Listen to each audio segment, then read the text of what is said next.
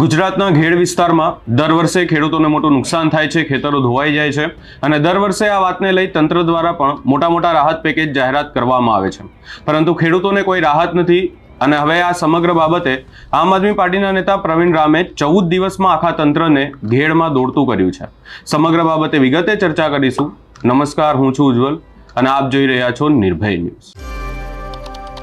ઘેડના વિકાસ માટે તંત્ર દ્વારા દર વર્ષે કરોડો રૂપિયાના રાહત પેકેજની જાહેરાત કરવામાં આવે છે અને ભાજપના કોઈ નેતા કહેતા જોવા મળ્યા છે કે 1300 કરોડ, તો કોઈ કહે છે કે 1500 કરોડ રૂપિયાનું રાહત પેકેજ જાહેર કરાયું છે. 130 કરોડથી વધુના કામ થઈ ગયા છે, પણ બીજી બાજુ પરિસ્થિતિ બદલાતી નથી અને વાસ્તવિકતા કંઈક અલગ છે. ખેડૂતો દર વર્ષે રજૂઆતો કરે છે કે ભાઈ અમારા આ પ્રશ્નો દર વર્ષના છે, કોઈ આ વર્ષના નથી અને આને લઈ રાહત પેકેજ પણ દર વર્ષે જાહેર થાય છે. આગળના કામ થતા નથી, એના પહેલા તંત્ર દ્વારા નવા રાહત પેકેજની જાહેરાત થઈ જાય છે. પણ આમ આદમી પાર્ટીના નેતા પ્રવીણ રામ દ્વારા આ લોકોના પ્રશ્નોને લઈ અને 14 દિવસ પદયાત્રા કરવામાં આવી અને ત્યારબાદ પ્રવીણ રામે આ પ્રશ્નોને લઈ અને શું કહ્યું, સૌપ્રથમ એ સાંભળીએ. કે આ પદયાત્રાની અંદર અનેક યુવાનો જેણે સતત 14 દિવસ સુધી મારી સાથે ચાલ્યા, સંઘર્ષ કર્યો. કદાચ મારી જવાબદારી હતી એના કરતાં વિશેષ એની જવાબદારી હતી. કાંઈ હરખું ન થાય તો મારો ઠપકો એને સાંભળવો પડે, કાંઈક એને કહેવું પડે, છતાં પણ એ અડગ રહ્યા, સતત દોડતા રહ્યા. એ તમામ યુવાનોને હું અહીંયા બધાનો હું આભાર માનું છું આ પટાંગણમાંથી. સાથે સાથે અમારા પ્રદેશનું નેતૃત્વ માનની સુદાનભાઈ ગઢવી, જેમણે કાયમી માટે જે ગોપાલભાઈએ વાત કરી એમ ખેડૂતો માટે કાયમી માટે લડતું એવું વ્યક્તિત્વ, એમણે આજે આવી અને આ પદયાત્રાને સમર્થન આપ્યું. માનની ગોપાલભાઈએ આગળ પણ બાલાગામ ખાતે આવ્યા અને અત્યારે પણ આવી આના ખેડૂતો માટેની પદયાત્રાને સમર્થન આપ્યું. પોતે ચાલીને બધા આવ્યા.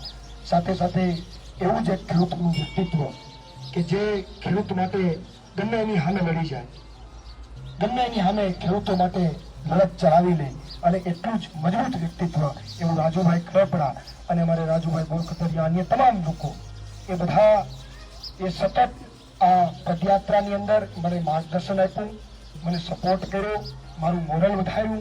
એ બદલ એમનો પણ ખૂબ ખૂબ આભાર માનું છું.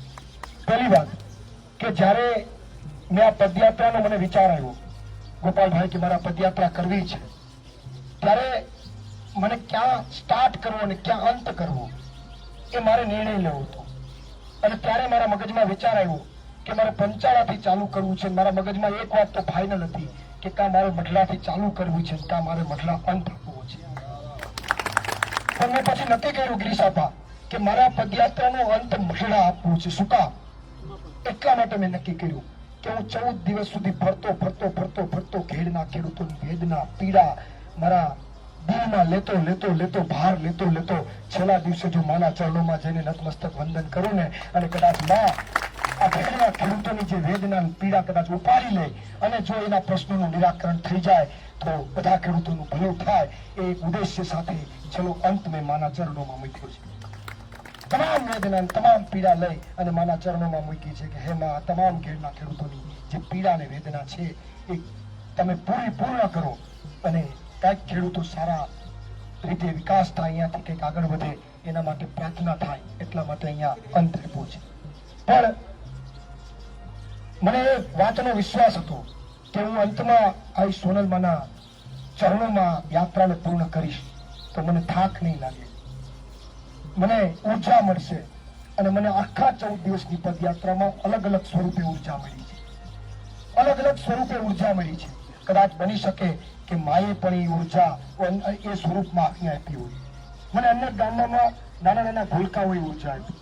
અત્યારે 2 નાના બાળકો અહીંયા છે, જસ્મીન અને સિરાજ. ક્યાં છે બંને?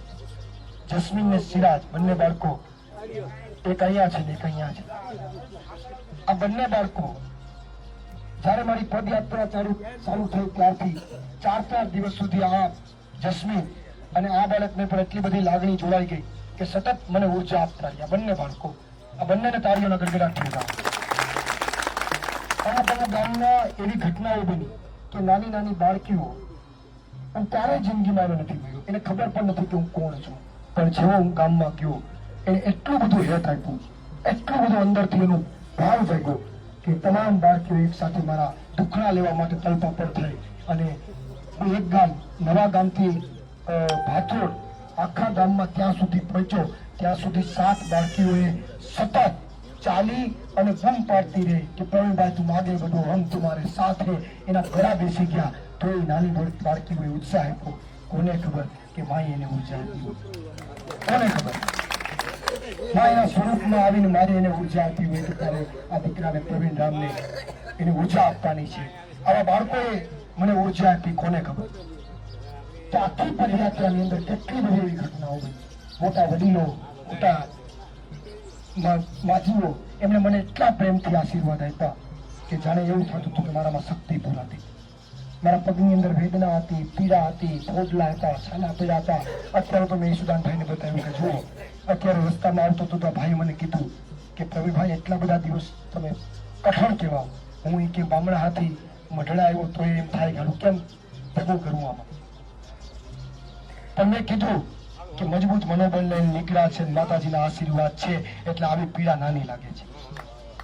આ બધી પીડા નાની લાગે છે.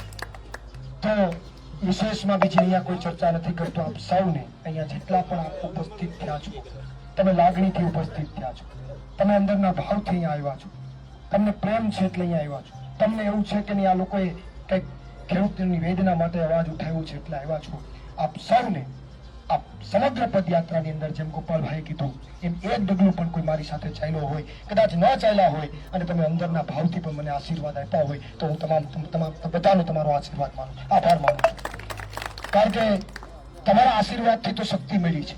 તો આપ સૌનો આભાર. અને આવનારા દિવસોમાં પણ હજુ મને આશીર્વાદ આપે તમારા માટે લડવાની, તમારા પ્રશ્નો માટે લડવાની. હું તમારા માટે લડતો રહીશ. માં મને આશીર્વાદ આપે એવી હું માના ચરણોમાં પ્રાર્થના કરું છું. વિશેષ બીજી કોઈ ચર્ચા નથી કરતો. પણ ફરીથી મારા અંદરના ભાવથી, મારા અંદરના લાગણીથી આપ સૌને દિલથી હું આપ સૌને આભાર માનું છું. કારણ કે કળિયુગની અંદર કોઈ એટલો ભાવ ન આપે, કોઈ એટલો પ્રેમ ન આપે અને કળિયુગની અંદર અમારા જેવા યુવાનોને એટલો સંઘર્ષ કરવો પડે તો કંઈક કરી પણ ન હગે. પણ એ કંઈક કુદરતની કૃપા હોય, જેમ કીધું એમ નિમિત્ત બનવા આવ્યા હોય ત્યારે થતું હોય. ત્યારે આપ સૌએ જે આશીર્વાદ આપ્યા, ભવિષ્યમાં પણ આપ સૌ સમર્થન આપતા રહ્યો. એટલી જ વાત સાથે મારી વાતને પૂર્ણ કરું છું. ફરીથી તમામનો આભાર રજૂ કરી દઉં. તમે હાલ સમગ્ર બાબતે ઘેડમાં તંત્ર દોડતું થયું છે અને તંત્રને અનેક પ્રશ્નો પણ જાણવા મળ્યા છે, જેમાં આપણને અનેકવાર અનેક રજૂઆતો કરતા પણ જોવા મળ્યા. પ્રવીણ રામ અને ખેડૂતોના ખેતરો કેવી રીતે ધોવાઈ ગયા છે તે પણ જોવા મળ્યા આપણને. એની અંદર તેમની સભામાં અનેક પ્રશ્નો પણ ઊભા થયા, તેને લઈને રજૂઆતો પણ કરવામાં આવી અને તંત્ર હવે ઘેડને લઈ અને દોડતું થયું છે. અને હવે તંત્ર દ્વારા પણ ક્યાંક ને ક્યાંક કહેવામાં આવ્યું છે કે આગળ હવે ઘેડને લઈ અને કામ કરાશે અને રાહત પેકેજ પણ જાહેર કરાયું છે. નવું રાહત પેકેજ 1500 કરોડ રૂપિયાનું પણ જાહેર કરાયું છે અને કામ પણ કરવામાં આવશે એવી વાત કરવામાં આવી છે. હવે શું થશે તો આગળ જોવાનું રહેશે. સમગ્ર બાબતે આપનો શું અભિપ્રાય છે અમને કમેન્ટ કરી જરૂર જણાવશો. અમારી ચેનલ નિર્ભય ન્યૂઝને લાઇક, શેર, સબસ્ક્રાઇબ કરવાનું ભૂલશો નહીં.